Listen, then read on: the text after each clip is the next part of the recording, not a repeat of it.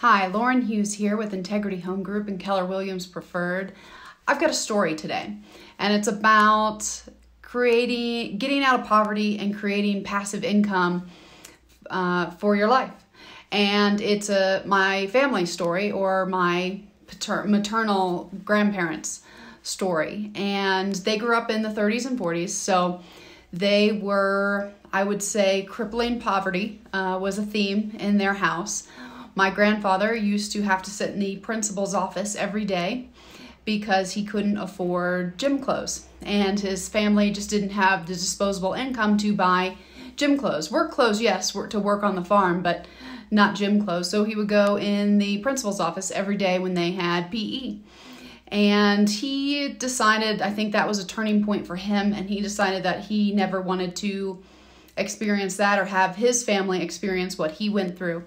So fast forward a few years, he is married to my grandmother, and they are living on a farm. They have 2 children, and after he went to the military, after he went to war, he came back still working as a farmer. That's what his parents did. That's what he did in Indiana.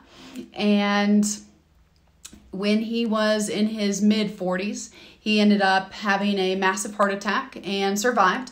Actually survived 8 heart attacks, but that, he's a survivor. And he was no longer able to tend the farm anymore. Now he was lucky to have purchased the farm, to have owned the farm and the land around it.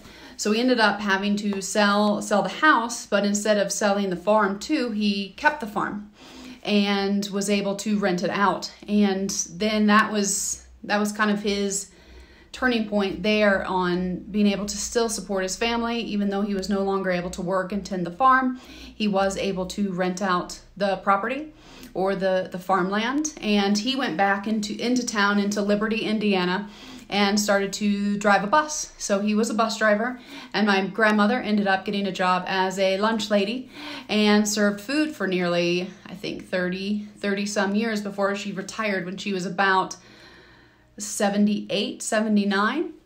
And so this is a very hardworking family. I'd say average American family that went from, not having very much at all to being able to provide a comfortable lifestyle for themselves. It's a conservative lifestyle, but they were able to get a 2-bedroom home in Liberty, Indiana, and they received some passive income from their rental property that now they became landlords for farmland.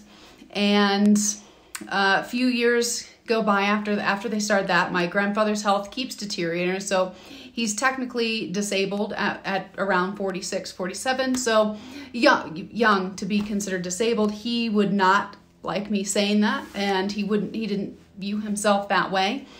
But working physical labor, even driving a bus, became harder and harder, and how he was able to continue to support his family was actually with buying and selling real estate and becoming a landlord, because that's how he was able to continue to provide for his family, food on the table, maybe partially pay for his kids' college. And he was able to keep that momentum up even though he was no longer able to work anymore. And so that was my first taste at what real estate can do. And even when he did that, it was by no means, he did create generational wealth. He didn't create trust funds by any means, but he was able to provide for his family and provide food on the table, even though he was no longer really able to work. And so he bought and sold a lot of properties in Liberty, Indiana, and then would rent them out. And he did that up to almost his 70s, where he was, lived at home but wasn't able to do much, but was able to, drive over and look at properties and do the research and all of that, and even looked at owning apartments. Some apartments. Was an 8-unit apartment complex in Liberty, was looking at buying that, and he found that home ownership or land ownership or some type of property ownership as was an escape or was a financial freedom for him. And that's where I got my first taste of what can happen when you rent and you spend your money wisely. So even though he was no longer able to work, he was still able to provide for his family, and that's due to smart buying and renting properties, and then when his health started to decline even more, he ended up selling all of his properties and creating a little bit of a nest egg for my grandmother, who is still with us and just had her 92nd birthday, which is a huge, I hope we're all that lucky to have a birthday then. But he was able to not only provide for his family when he was, technically disabled. He passed away nearly 20 years ago, but because of what he was able to do with home ownership or land ownership, farm ownership, was to still provide for my grandmother.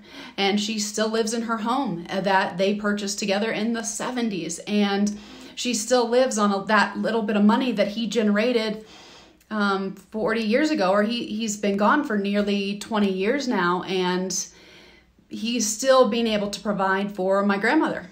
And I think that's a lesson, or that's kind of my first taste into home ownership and and rentals also. And no one in my family has gotten rich, or not my biological family anyway, but they've been able to provide modest means for themselves. And so that's my first taste of home ownership, or one of the biggest reasons why I wanted to own a home and start doing rentals, is because I've seen what it can do and the passive income and how it can just change lives. I mean, my grandmother has been able to be provided for 20 years from that money from the prior 20 years of doing landlording and renting out farmland. And so when you're deciding on, whether you want to buy, sell, or even considering investment properties, which is what he was doing, I think it can be life-changing. It's been life-changing for most people in my family. I've got a couple other tree stems from that family tree, and I would say none of them have really, maybe one of them has gotten rich, or what I define as very well-to-do. The rest are just mostly normal people. A lot of them started off as farmland, and they rented it when they got older. They then started to rent out the farmland. We still have one farm in the family.